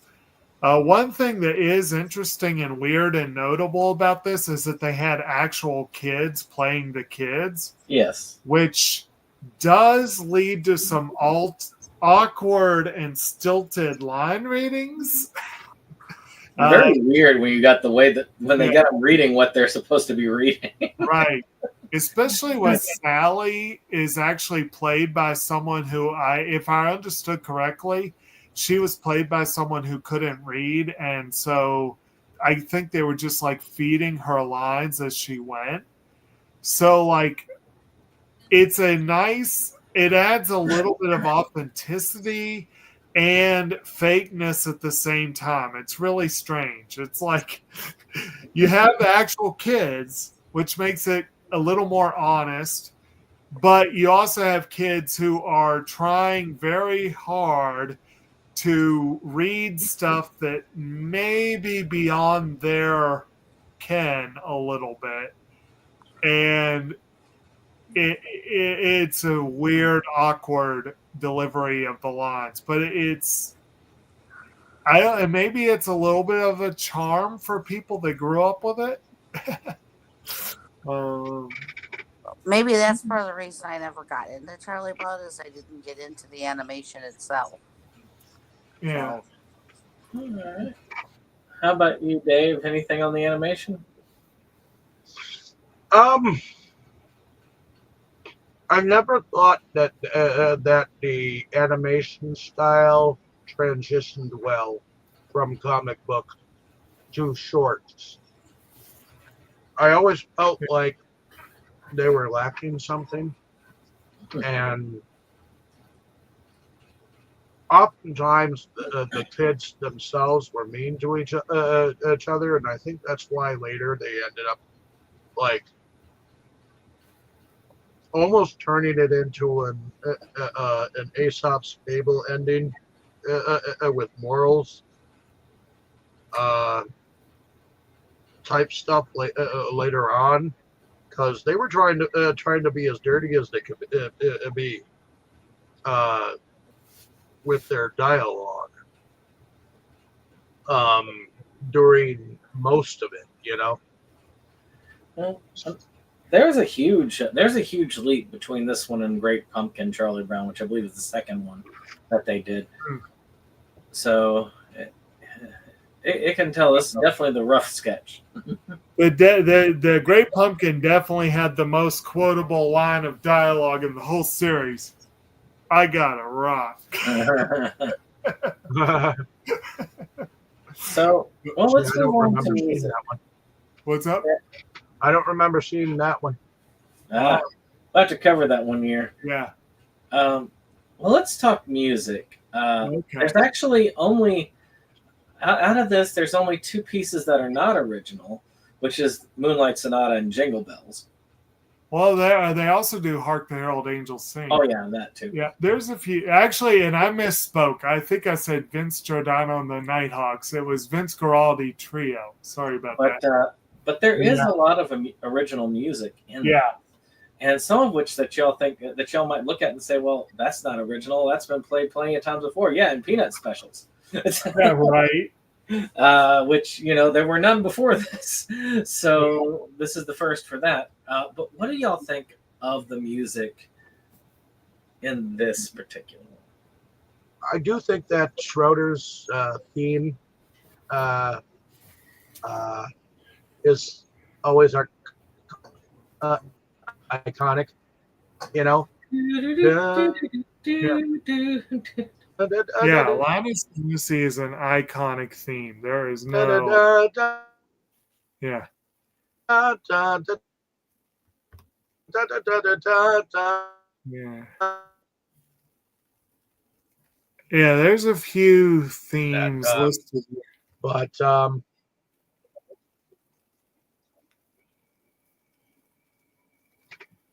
but other than that, "Hark the Herald Angels Sing," that's sung in "It's a Wonderful Life," you know, Yeah. and sung in other. It seems to be a go-to Christmas carol for Well, a lot it of. absolutely is. That's one of the go-to carols. You hear it all the time at Christmas, church services, all That that. or "Old Lang Syne." No, Old Lang Syne is really again, if we're talking like something that's like just a straight up Christian production, Hark the Herald Angels Sing is definitely one of the go-tos. That's like a given.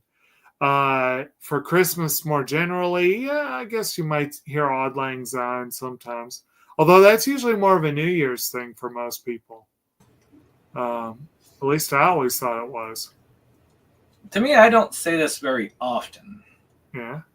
but to me, I have listened to the soundtrack of this because my wife has it, Yeah. and it does hold up on its own. Oh yeah. I have it too. It's awesome. I love it. Now it does give me being a nerd who thinks about these kind of things and someone who likes to do lists and stuff. I can't make up my mind if the music themes, especially Linus and Lucy, because that became basically a Peanuts theme. Should that count as a Christmas song? That I can't decide where I should fall on that. See, I don't count it anymore because it's used through every single one of their specials, no matter what time of year it is. Right. That became a Peanuts theme. Yeah. So, anything else before we move on to favorites? No, I don't think so. So, I like Twisted Sister. Oh, come all you faithful. hey. Well, it's good. I heard it coming home from work the other night, and I was like, "Oh man, this like really rocks." So I got home and I told David, I said, and I put it on, and it's like, "See, this really rocks." Right. Well, let's do something interesting for these. Of course, favorite scene in, of course, Mickey's Christmas Carol, and favorite scene in Charlie Brown. So 2 favorite scenes, and then also your top 3 Christmas Carol adaptations, and your favorite Christmas special that you saw as a child. Since we have had a lot to cover, we end with a lot of stuff. So, so how about you, Jay? We'll start with you on this. With me? Yep. Well, favorite scene. I guess with the Christmas Carol. Again, the one that's emblazoned in my brain, and I tried to look, and for the life of me, I could not find the name of the special that I got this from. But because I remember the graveside scene so well, I feel like that should be my number 1 favorite scene. But I really do like some of the earlier stuff with Scrooge, where he's, again, some of the things he says that, like the scene, the scene with Daisy where he talks about foreclosing because she was an hour late, or the one where he tells the Wind in the Willows guys, like, you wouldn't want me to put you out of work on Christmas, would you? That's like, I like those. Those were good little moments. Good job. Right. As far as the Charlie Brown special, I guess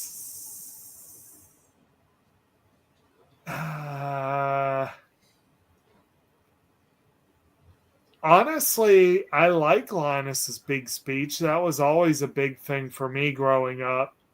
And I like the scene with Schroeder at the keyboard where he's just getting more and more frustrated with Lucy.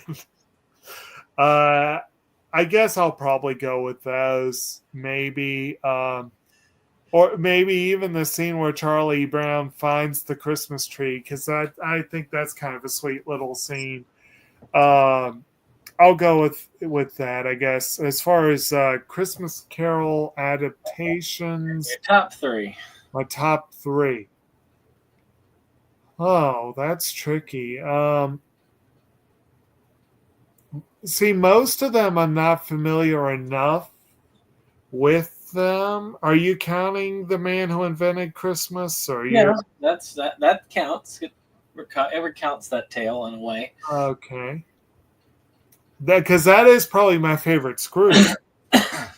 Oh yeah, Christopher Plummer is my favorite Scrooge of all time. But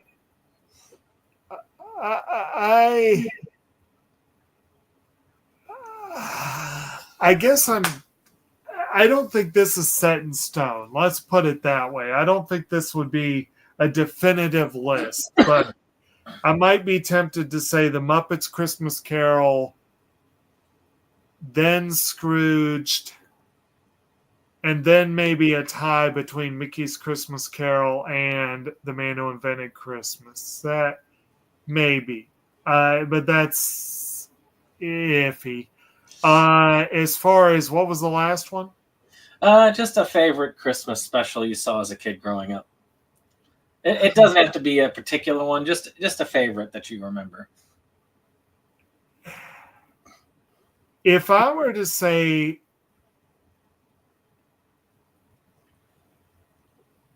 it would probably either be How the Grinch Stole Christmas or the Garfield Christmas special.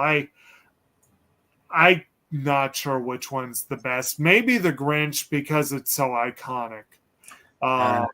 And that one did have a complete song. Like, if some of the songs in the Garfield Christmas were complete songs, they are bangers, but none of them are complete.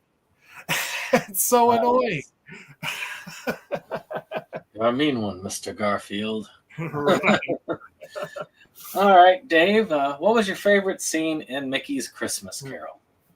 My favorite scene in Mickey's Christmas Carol was when the ghost of the future revealed himself and spoke to him for the very first time. That was comical because he was like, "Well, what the fuck," you know, and then stumbled into the grave or whatever. But She pushed him in. well, yeah, he pushed him in the grave. But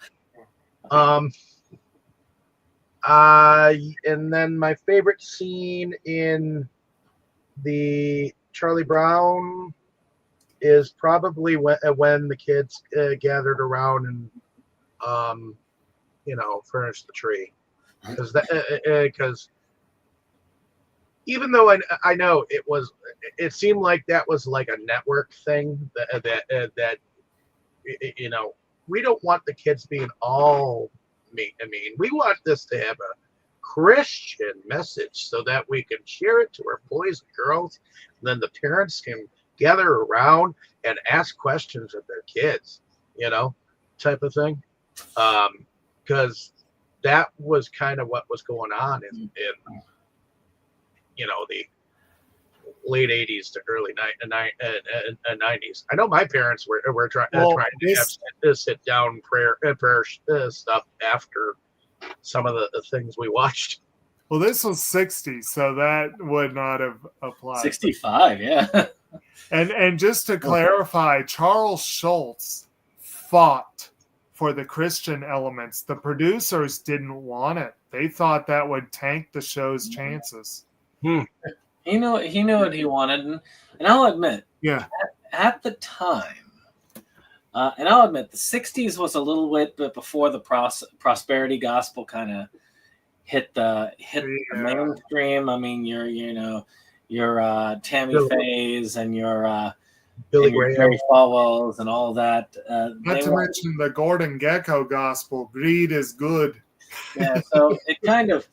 So I mean, really, if you were looking at a good Christian message, you were looking at a message that was much more selfless, that was much more, less consumerist. Maybe not so much these days. I mean, I guess these days you could say that to have a Christian message, greed would be good.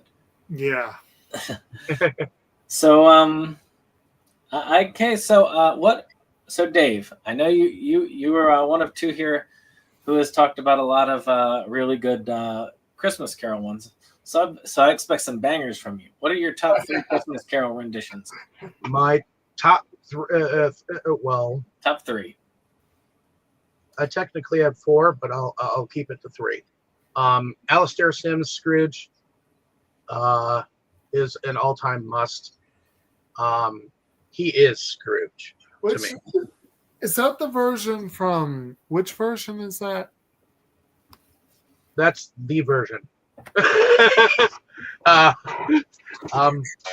It's actually called Scrooge, but it is also called A Christmas Carol, and and Alastair Sim is the person playing Scrooge.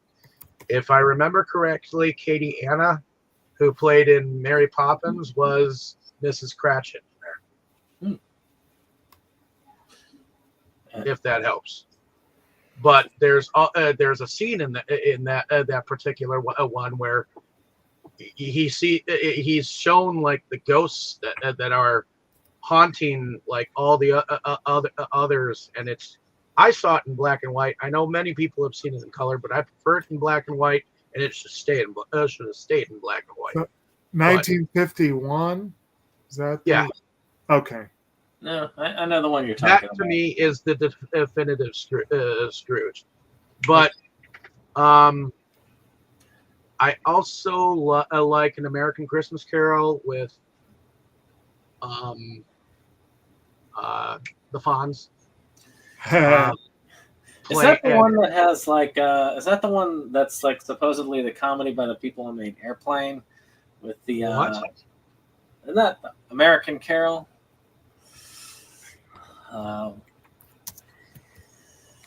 No, he plays a he basically plays a miser and Right. it's more urban. 1979. Okay, yeah, I was thinking of An American Carol, which is the 2008 one. Yeah. Yeah, So instead of bah humbug, is he like, hey humbug? Yeah.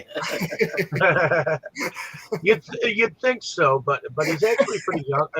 He is pretty young in there, and they put a lot of makeup on him to make him this Slate character, and I guess he at one point in time his character worked in a wood factory, and then of course he went into consumerism, and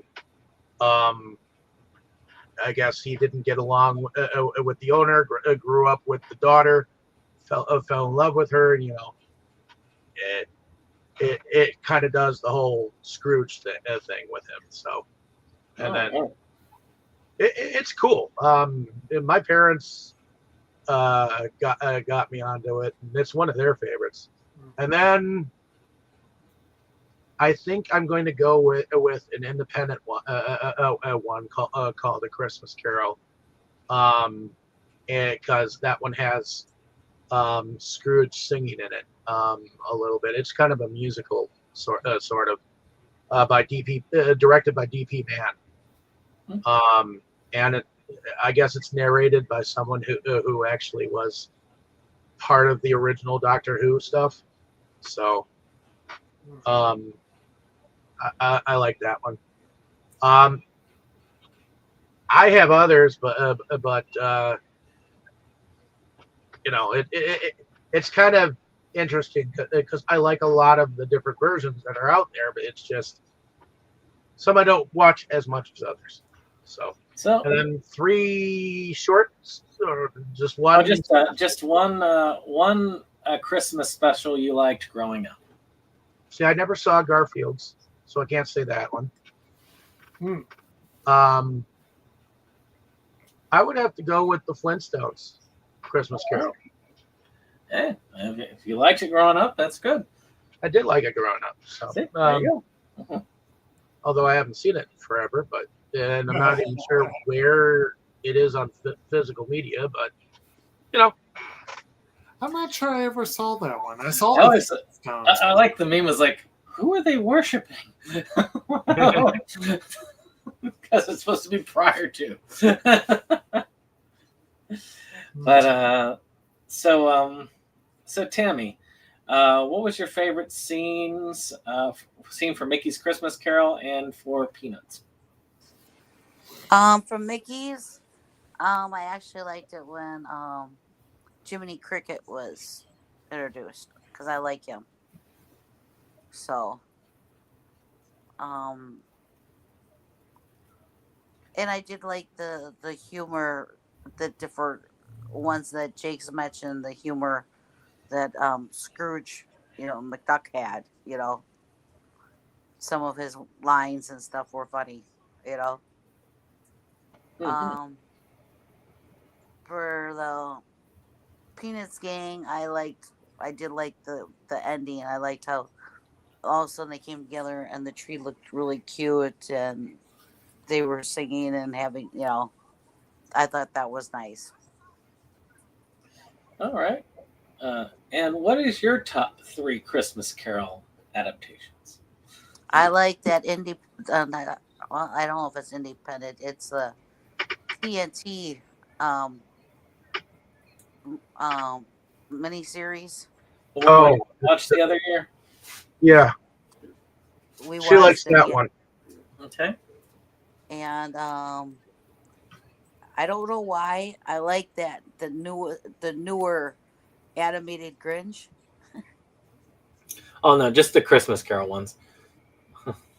Oh, So 2 others of your favorite Christmas Carol adaptations. okay. I like the Alistair one that David likes, and oh,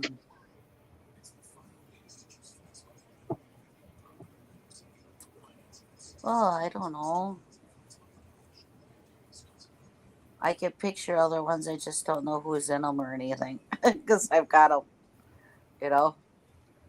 I can definitely understand but yeah, for me, I know my top 3, but a lot of the others fade away. But it's because they fade away that they're not in my top 3. Do you like Scrooge? Yeah. I'll put that one forward. Okay. Was there a Christmas special that you liked as a child? Bugs Bunny. All right, there you go, easy one. See, for me, I just watched it the other day too. It was hot.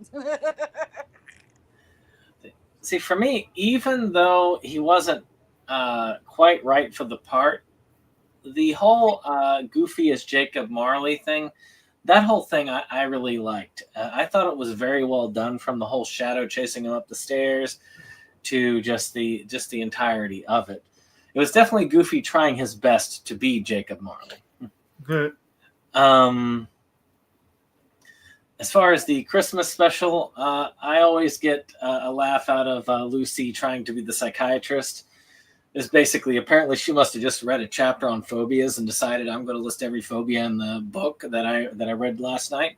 And that whole like money, nickels.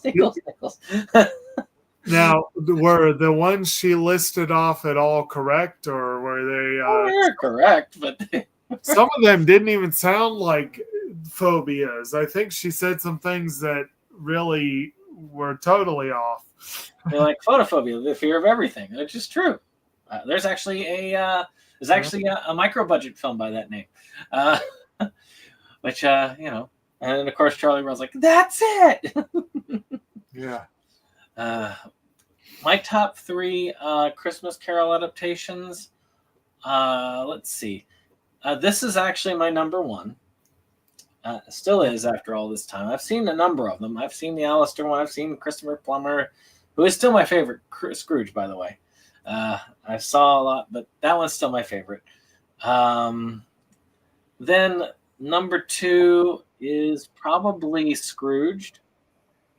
To me, that just is one of the best adaptations that there is. And then finally, 3, I'll go with A Muppet Christmas Carol. Probably because I just saw it most recently. See, that would have been on my list if you'd have said pick as many as you can think of. But those are the top 3 that I have out of the ones I remember. The only one that no one has mentioned that I remember, other than that weird one Tammy showed us a couple years ago, was I remember vaguely the George C. Scott one, and I remember that one being decent, but it didn't really jump.